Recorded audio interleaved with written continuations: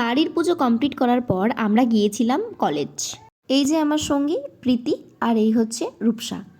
আমাদের কলেজে 3টে ঠাকুর হয়, গার্লস হোস্টেলে, বয়েজ হোস্টেলে আর একটা কলেজ থেকে। এই ঠাকুরটি বয়েজ হোস্টেলের ঠাকুর। এখানে একটা বায়োস্কোপও করা হয়েছিল, যেখানে পুরোনো দিনের সিনেমা আর ফটো দেখানো হচ্ছিল। আর এখানে একটা সুন্দর কমেন্ট বক্স ছিল, যেখানে আমরা কমেন্ট করেছিলাম অতি উত্তম। আর এটা হয়েছিল আমাদের কলেজ থেকে।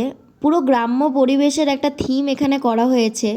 এখানে মা সরস্বতীর মুখটা এত সুন্দর, এত অপূর্ব যে চোখ সরানো যাচ্ছিল না। দারুণ, দুর্দান্ত। আর এখানে ছোট উনানটা আমার খুব ভালো লেগেছে।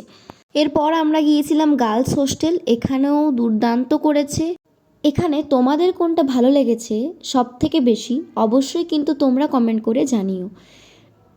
এরপর কিছুক্ষণ ঘোরাঘুরি করে ফটো তুলে তারপর কিছুক্ষণ আড্ডা দিয়ে গিয়েছিলাম খেতে। আমাদের কলেজ থেকে প্রত্যেক বছরই খাওয়ানো হয়। এটা হচ্ছে আমাদের স্যারের মেয়ে, আমার পাশে বসেছে খেতে। খাবারে ছিল পোলাও, আলুর দম, বোঁদে আর চাটনি। কলেজ থেকে বেরিয়ে এবার আমরা যাচ্ছি টোটো করে রামকৃষ্ণ মিশন। এই যে এসে গেছি আমরা রামকৃষ্ণ মিশন। এই জায়গাগুলো কিন্তু খুব শান্তির জায়গা হয়। চারিদিকটা প্রায় ফুল গাছে ভরাট, আর কি সুন্দর দেখতে লাগছে।